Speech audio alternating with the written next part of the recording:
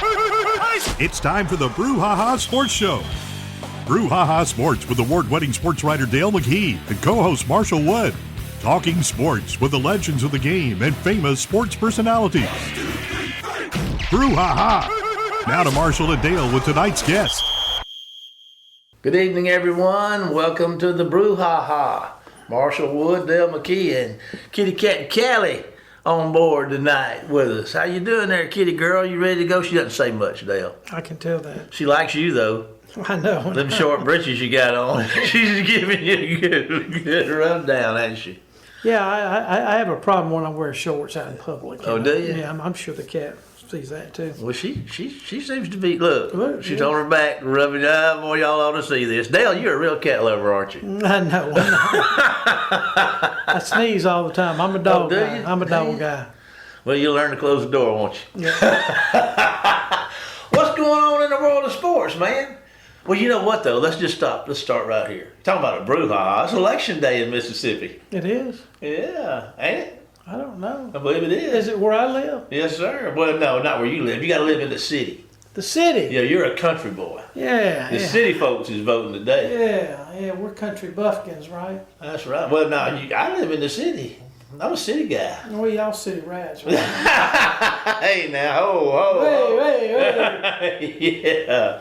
Hey, city folks matter too. Country folks can survive. City folks matter too. I've heard that on a song, right? Yeah. You know who sang that song? Bo Cephas. Bo Cephas. He was a legend, wasn't he? Is that the one that sang it? Well, is it the... Yeah, that's him, because I remember when he said, like, listen to this. This is my Hank Williams impression. Survive. Country folks can survive. They can survive. Yes, sir. Not all of us can sing, but we can survive. I got you. What's going on in sports? Well, we finally entered the baseball season. This really last night around 11 o'clock. We being who? Mississippi? Mississippi. But now, baseball season is still going, but just not without Mississippi. But it's, it's maybe not be as interesting, Yeah, to us. to a lot of us anymore. Since a lot of our local teams are gone, I'll say our local state teams are gone. Man, so close, down to, one win away for Ole Miss, one win away for Southern Mississippi to a super regional and a trip to Omaha, but prospective trip to Omaha, but it shall not be. Ole Miss rallied from a 12-3 deficit last night, scored 4 or 5 runs in the 7th inning, 4 or 5 in the 8th, and got within 12-11. And I was wondering, I said, well, they've got a chance to come back and win. And Southern, same thing. They were down 5-4. And I'm thinking, I'd watched some of the Georgia game against, I believe it was Oklahoma State they were playing. And so I was watching the last inning. All I was watching was the last half inning. It was like the bottom of the 9th inning. And the score was 11-9. Georgia was up. And they were playing at home. And so they bring in this pitcher, their pitcher that they use in these situations. He's called a closer. They bring him in, and you can just show the nervousness. I mean, this guy is pitching for himself, his family, the university, his teammates. He walks the first guy, so he's going to try to, okay, I've got to throw strikes. So he throws a strike, and the guy hits it about a country mile. That's the bad thing about those strikes. So the game is tied. So the coach maybe notices what I noticed, but I don't know, because you could tell on TV, this guy's nervous, So they bring another guy in. Well, he's just as nervous, What's wrong with these people? I mean, one guy gets a hit, and then one guy. But, I mean, there's just so much, people don't understand, there's so much pressure on these young kids, 21, 22 years old, 20 years old, whatever, how old they are. And, it's just remarkable that you have elite athletes that can handle this type of pressure. Don't you think that that when you get to that level, that pressure is just part of the game. You just have to deal with it. I mean, that's just part of it. No, I understand, and that young man, I hopefully will learn from that. That experience. But you don't really see that a whole lot because you didn't see it in, the guy that was pitching against Ole Miss or the guy that was pitching against USM the other night. I mean, they didn't seem to have that mannerism. They just came in and throw it. Yeah. If you're gonna hit it. What's he gonna do with that? I mean, that's the mentality you have to have. Yeah. Hey, I'm gonna throw it. Sometimes they're gonna hit it. Sometimes they're gonna hit it. Yeah. That's what they're supposed to do. So, anyway, and unfortunately, our two junior colleges didn't win the championship, but the Pearl River was second place and East Central was third, so they both had pretty good seasons. But all 5 of our last playing baseball teams are going to hang up the cleats. Hanging up the old cleats. Yep. Get them again. We'll get them next year. Well, you say that, but in this in this movement of college sports, you don't know who you're going to have and who you're not going to have. This is probably senior college coaches are now facing what junior college coaches have faced for years. I'm not going to have this guy for 1 or 2 years, boom, and he's gone, Times they are changing. Times they haven't changed. Speaking of this, we got a guest today. We do. Do we? Yes. We think. We know. Well, okay, good. Who is that guest? Well, he's Brad Logan. He's based out of Oxford. He really concentrates more on Ole Miss, but he considers himself, an SEC guy. Yeah. He talks about SEC. But he's going to talk to us about the college baseball and what he thinks the future for Mississippi State is since they've hired a new baseball coach, and what the future for Ole Miss is, considering that they have a very veteran team that'll be moving on. Yeah. Most of them will. Okay. Well, without further ado, let's take a break and let's come back with a nice guest. Okay. Hopefully. Okay. After this commercial break. We'll see you in a minute, folks. Phillips Building Supply in Laurel, your hometown building supply store since 1954. We are locally owned and pride ourselves on helping our customers find exactly what they need. From foundations to roofs to doors and windows, Phillips has it. For tools, hardware, lumber, and plywood, visit Phillips Building Supply. Brad, welcome to the show. We got here to talk a little bit about college baseball today. It finally came to a closure last night, getting close to 11 o'clock in Mississippi. And, of course, we had the big three playing in the regionals this weekend, and we want to discuss that. And, of course, we had a couple junior college teams that we've already talked about, East Central and Pearl River, that made a great showing out there in their JUCO World Series. So, but since you're more familiar with the Ole Miss deal, tell us about what you thought about the Rebel seasons. Did you think they overachieved? What was your feelings on what Ole Miss did this year? Yeah, well, thanks for having me on. I think, it's sadness across the state of Mississippi in large part. If you look at the Division I teams, Mississippi State obviously with a new head coach exiting the Florida State Regional. And then I think the really sad fan bases are Southern Miss and Ole Miss. Both had opportunities to host Super Regionals. But I do think when we look back on this season, both Southern Miss and Ole Miss, both squads will be looked at favorably. And I know at Ole Miss, we had a chance to visit with first baseman Will Furness after Sunday night's game over Murray State, where Ole Miss forced Game 3, of course, that they would lose in very dramatic fashion.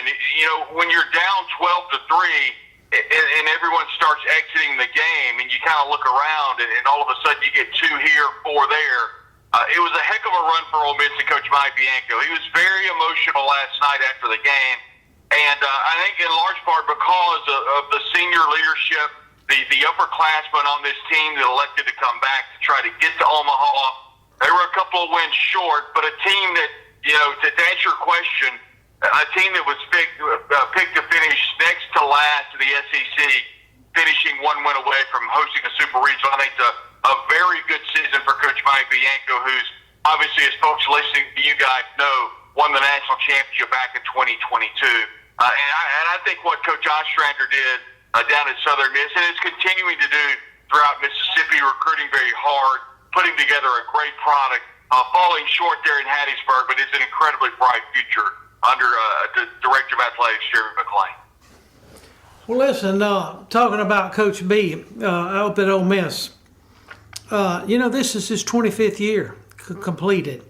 Do you think he entertains thoughts of continuing to coach or maybe hanging up the cleats for the last time? Well, I talked with a good friend that's in the media with me, and we could see this being very similar to what Nick Saban did at Alabama. When Nick Saban was ready to retire, he told no one. He basically told the University of Alabama, and they released a statement saying that Coach Saban was stepping away. I expect that to be the same situation when that time comes out. I would not even begin to know when that time becomes, because Coach Mike Bianco is very close to the vest. He loves the game. He's been doing it for a long time. He's had a ton of success at Ole Miss. The regionals, super regionals, the national championship back in 22. So the winningest coach at Ole Miss. History will probably be his name put on the stadium when he does decide to step aside from coaching Ole Miss. So I don't know when that time comes. Only he knows that. But I know this, just by listening to him yesterday, I did not indicate at all that he was ready to step aside. He appeared to be as fiery as ever after all of the games, all the press conferences, after all of the games that they won the Oxford Regional. So I'm not sure when that time will be, but continuing to be very aggressive and really good baseball coach. Okay, well, Donnie, let's talk a little bit before we get into Mississippi State. SEC had, 13 teams in the regionals this weekend, and they're down to, 4? They were beat down pretty good, and this is going to give an opportunity for those, the anti-SECers, that we like to call them, to come out of the woodwork with their knives sharpened and ready for blood. And to a degree, they have a case. This is a situation where teams like Georgia, like Vanderbilt, the number 1 overall seed, and like Texas, and those programs really had no business losing their regional. Now, we could make a case for Ole Miss, and I get that, but Ole Miss was a team that got hot in the latter part of the year, and for the lower end of these, it just kind of got hot when they needed to. But I think the team that really, when you to Texas San Antonio in a home regional, not a good look for the Longhorns, and the Georgia Bulldogs also had a perfect opportunity. And the really upsetting part, if you're Ole Miss, is they were in a position to where if they win their regional, they would have hosted a super regional in Oxford because they were matched up against the Georgia regional. Duke's coming out of that regional, so Duke will host Murray State in the super regionals in North Carolina. So it was a very disappointing. I can't sugarcoat it. It was disappointing. But at the end of the day, you have teams like LSU that kind of were always there. Arkansas, Tennessee have punched their tickets. So there'll be plenty of flavor in the SEC, in the NCAA Super Regionals in regards to the SEC. Well, listen, another thing that puzzled me, but I can see based on the record, Arkansas Little Rock. Okay, now they go into LSU, and they basically, to me, outplay LSU, even though LSU comes through and, comes back from a 4-run deficit to beat them last night. But Ole Miss lost 5 RPI points the day they lost to Little Rock, Arkansas at the morning game in Oxford. And now I'm thinking, Little Rock, Arkansas wasn't that embarrassing of a loss right now. Yeah, Ole Miss played Little Rock earlier this year. It was the midweek game, and it was one in which, a lot of these major programs that play the midweek games play a lot of the younger players. They pitch a lot of different arms. They try to get multiple innings out of multiple people. And another thing that you and a lot of the listeners probably know is the RPI is based on, Ole Miss and Little Rock, regardless of really who wins or loses. In many instances, the RPI is determined on what happens to all the other teams that played Ole Miss and Little Rock. So I think there's a lot that goes into, rather than just head-to-head, there's a lot of analytics that go into how they figure in the RPI. But I think that proves just how good of a program Little Rock was. It took LSU walking a couple of runners to get the bases loaded in a massive double for the Tigers to kind of bust that game open midway through the game. I think it was the 6th or 7th inning. But, LSU, a very storied program. And, that's what Ole Miss fans are having a hard time with this morning is that Ole Miss gets so close, but just can't get over the hump, with the exception of the 22 season. So a lot of things to digest for Ole Miss and a lot of things to kind of look back on. But this is a really talented team, one that hits the baseball. Judd Udemark, who finished the season with 21 home runs, said in the postgame press conference that, we felt like it didn't matter what the score was, we are never out. And they proved that, Dale, last night when they were down 12-3, battled all the way back, had runners on second and third with one out in the eighth inning and could not score one run as they cut the lead to 12-11. If you'll remember, Dale,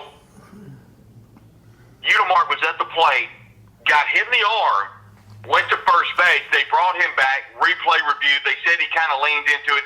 I think it was more of a flinch, but they thought he leaned into it. He would eventually strike out. The next batter, Will Furness, would strike out looking, and Ole Miss will be retired in the bottom half of the eighth inning. To me, that was the tail of the tape. That determined the baseball game for Ole Miss, and they fall against a really scrappy Murray State team. Yeah, you could. I just remember watching a little bit of that Georgia Tech game. And Georgia Tech had a hoss over at first base. That boy could hit that ball a long way now.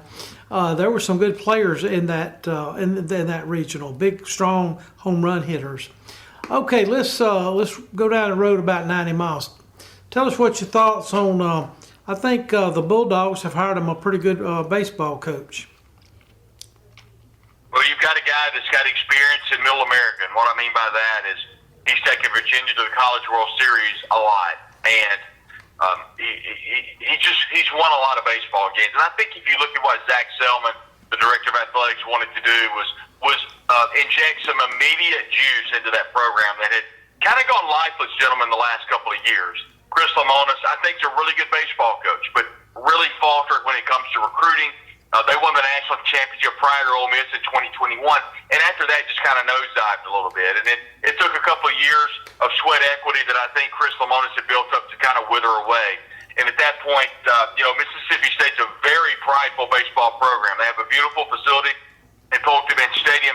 That place is built to host regionals and super regionals, and that's exactly what Mississippi State has not been doing the last couple of years. But Brian O'Connor is a guy that has got some juice left, and people have talked about how he's a little bit older. I don't think that's necessarily the case. Yeah, he's a little bit older, but he's very experienced. He's going to bring a great staff to Starkville, and now with the advent of the transfer portal, it's going to have Mississippi State in win mode next year. I think they'll go to the portal. It would not surprise me to see some Cavalier players follow Coach O'Connor to Starkville from Charlottesville.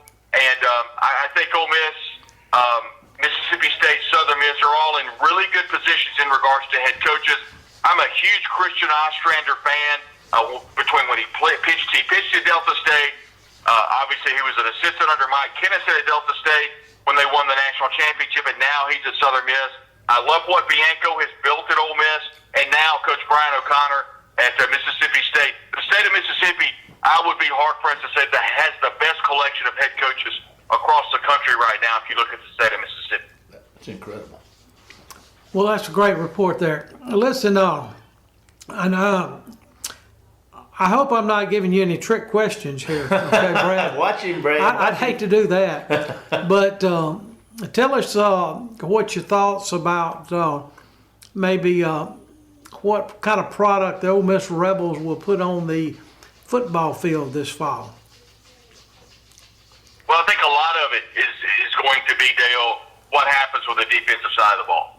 And anytime you've got Pete Golding as defensive coordinator, I think Ole Miss will be in good shape. They've recruited really well, but the problem is when you have, I think, 6 players on defense drafted and a couple others picked up from free agency, undrafted free agent, you can't leave those type of holes across the defensive line and not feel a little bit of an impact. Ole Miss has gotten a couple of players, one in Cam Franklin, 2 in Charles Phillips out of Houston, Mississippi, that are going to be big components across the defensive line. Linebackers, they'll be okay. Suntarian Perkins is a huge player down there around your neck of the woods. and Raleigh,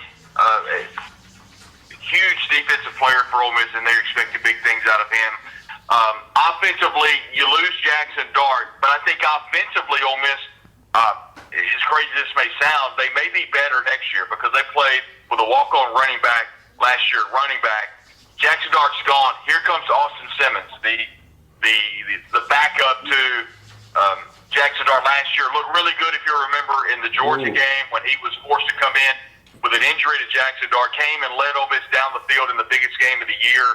And he's got a huge complement of receivers to throw to. It's just going to be a really interesting year on defense for Ole Miss. But I do think with Pete Golding, of course, Lane Kiffin is going to do what Lane Kiffin does. That offense is going to be stacked with Austin Simmons at quarterback. And it's going to be really interesting to see. The schedule, oddly enough, may be a little bit more conducive to winning than last year, in which last year's schedule was not hard for Ole Miss. So, Ole Miss, back-to-back 10-win seasons, the first time that's ever happened in program history.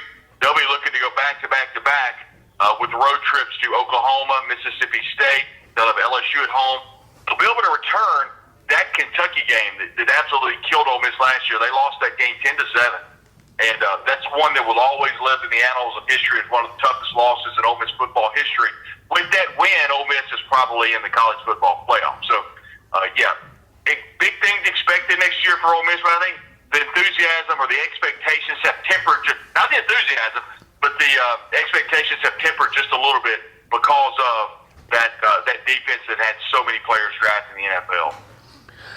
Brad, this is Marshall. I told you in our little pre-game interview there I'd show up sometime and tell you we're out of time. Well, brother, we've hit the mark. And we sure appreciate you taking time to be with us today, and thank you for being with us, brother. Can you ask you to hold on for just a second while we take a commercial break? And Dale and I are going to be back with you in about, about 30 seconds or so. So let's take a break to hear from one of our sponsors and be back with tonight's final segment of the Brouhaha right after this commercial break. Phillips Building Supply in Laurel, your hometown building supply store since 1954. We are locally owned and pride ourselves on helping our customers find exactly what they need. From foundations to roofs to doors and windows, Phillips has it. For tools, hardware, lumber, and plywood, visit Phillips Building Supply. Welcome back to the Brouhaha, everybody. I tell you what, Brad, he's a really good interview, Dale. You keep coming up with them, brother. Well, you know what? They out there now with all these podcasts and all that they have. They're kind of like us, aren't they? Yeah. And things of that nature. Yeah. Anyway, that was a good interview. Yeah. I appreciated him. He gave us about 17 minutes of information that a lot of us didn't know, and a lot of us might have known a little bit about it. But anyway, it was good to hear from somebody that keeps up on a daily basis. A daily basis. Like does it for a living. Yeah. You know. Yeah. He's good. I tell you what, I think we've had some good ones, and he certainly fits in there. What else is going on around here? I got something for you. Okay. I saw on the internet, a score. Now, this is LSU Shreveport. LSU, I've learned through following some of the junior colleges. I don't know if this is a junior college. They got LSU Unis and all these things. They're in the league. Well, they're not in the league, but they're a William Carey, the NAIA. The LSU Shreveport is? Mm-hmm. I see where they played Texas College in a baseball game and won 37-0. Now, a lot of people say, how can that happen? But you know how that can happen, don't you, Dale? Well, I don't know. You got to play 7 innings. Got to play 7 innings. That's what I read. It's 37-0. And somebody said, what about a 10-run rule? Well, in this, I guess it was in the tournament, they had to play 7 innings. Hey, you know anything about that? I promised that, if, I don't know if you can do it in college, but in high school, you can kind of go up and, after 2 or 3 innings, it's like 27 to, I experienced this. I was on the, I don't mind saying, I was helping Wayne County coach, so that tells what kind of coaches. Hey, don't sell yourself short. I've seen you do it. But anyway, they were. I think it was. I don't know. Pascagoula scored 23 runs in the first inning against us. We called the game at the end of inning and a half. Like we only played. We batted twice. They batted once, and we won the game. I don't know what it was, but listen, that was on a. I believe that was on a Tuesday night. So we usually didn't, we got to where we wouldn't talk to the kids after a loss like that. I mean, there's nothing you can say, really. Oh, there's not? No, I mean, not immediately after the game. Yeah. Okay. Well, the next day, Wednesday, it was a bad storm coming through, and they were going to let the buses leave early from school, and they canceled all after-school activities for that day. So we never met with the kids. We never met with them. So then Thursday comes, and Pascagoula's rolling in here again to play us, and we beat them 10-6. Well, I guess less is more, huh? Yeah, I mean, Pascagoula people don't understand. They went to the state championship that year. Well, I guess maybe you need to employ that method of just not talking to your team and leaving them alone, and maybe you do a lot better. Immediately after the game. Oh, okay. A lot of times, coaches will keep them out there 15, 20 minutes, fussing at them. I don't know the reason that you're doing that. I mean, they want to go anyway. Yeah. I mean, kids are a lot different than they used to be, So, but anyway, but that was probably a very rewarding win for everybody within the program. Yeah. Coming back from getting beat like that. Yeah. And turning it around just 2 nights later without any practice. Why you need a coach? That's right. Just go, man. Listen, this is a sports show and athletics, and everybody can't play on teams and get to college and play in the pros. There's a lot of us. I don't know what we could call ourselves. The people that like sports and talk about sports and play sports and do things to be healthy. Mm-hmm. And I know Dale from conversation. You're a walker. I mean, you're not Dale. You're a McKee, but you walk. You like to walk, or you were walking. Are you still walking for your health? I am. I do a little bit of that myself, and I want to share, with you a little bit about what good you're getting out of a walk. Now, I don't know how far, how long you walk, but here's what happens, Dale. Wait a minute. Can I call my wife and ask her to listen in on this? Tell her to listen. Okay. Okay. Yeah, tell her. Okay. Get her to text her, secretary. But anyway, when what happens when you walk for an hour? Well, I'll tell you a couple of things. If it's hot, you sweat and you get tired. But anyway, that's not what we're talking about. In about 2 minutes, your heart rate's going to rise and your joints are going to warm up. How you like that? Your heart rate, you get your joints warmed up and moving good? I do. I like to, Yeah, you're moving pretty good right there. Now, 5 minutes, your blood pressure improves and your brain wakes up. So that's my problem. I need to do more exercise. My brain doesn't ever want to wake up. But I got to get out there and walk for about 5 minutes. But your brain will wake up when you walk, Dale. I think that's a good thing if your brain's awake. Wouldn't you say that's a positive? I think so, because I think mine sleeps sometimes when it should be awake. Now, here's one that helps me. After about 10 minutes, it says your mood lifts and your blood pressure drops. I usually have a bad mood and my blood pressure's real high, so I'd have to go walk for about 10 minutes to calm myself down. But that's what you get after 10. After 20 minutes, fat burning begins and your insulin improves. So all our listeners out there, you sports lovers, it's one thing to watch sports, but it's good to be active, like my friend Dale here. All right, after 30 minutes, stress lowers. Stored fat. Stress lowers and your heart strengthens after 30 minutes. After 45 minutes, your body burns stored fat and your muscles tone up. And after 60 minutes, you have burnt 200 to 300 calories. Your mind clears and your immunity boosts. Now, folks, if you want to improve your health, let's get out there and start making them laps, brother. How about it? One time, in relating to that, your blood pressure is supposed to be high when you get up. I mean, it kind of gets up until you get around, start moving around. You got to get up to get down. Yeah, I mean, most heart attacks, they say, happens in the AM part of the day. But anyway, so I have an appointment one day over at the doctor in Laurel about 11 o'clock. And so they have a mall over there. Where's this? In Laurel. A mall? Mm-hmm. Okay. Yeah, they got a Hobby Lobby coming. Shut up. A Ross, yeah. Nukes, yeah, they big Laurel's time. happening, son. They happening now. All right. Back to your point. Get on task. So anyway, we got a time limit here. So I'm in the mall, and I count my steps. I got a little watch. Yeah. And, I count my steps, how many I got to go. I try to get, I try to get between 6 and 8 every day of steps. I mean, just walking steps, not steps you just take in the house. 6 or 8 steps a day. That's pretty good. 6 to 8,000. So anyway, son, you are strolling. So that day, before I went, I said, well, I got to go somewhere else when it's over. This and that, I'm not going to be able to get my walking in. So, and I walked for a little over an hour, maybe an hour and 15 minutes. So I go to the mall and I walk. Mm-hmm. I walk in that doctor's office. I don't know how my blood pressure's going to be. I do get a little nervous when I get in there. It's 120/80. That's pretty good, Dale. It's not bad, is it? No, sir. After exercising. Yeah. What it said there. Yeah. It makes it happen. So that's a good thing. Yeah. Are you listening to that, Mom? There you go. There you go. Well, let's just remember to get out there, and as much as we love sports, it's good to participate a little bit. We're about out of time. We want to thank our guest, Brad Logan, for being with us tonight, and thank you for joining us and listening in to this edition of the Brouhaha. Want to remind you that you can keep up with us during the week on our Facebook page at the Brouhaha, and all of our shows, including this one, which will be, are cataloged on our YouTube channel at the Brouhaha, where you can listen to them on demand at your listening pleasure.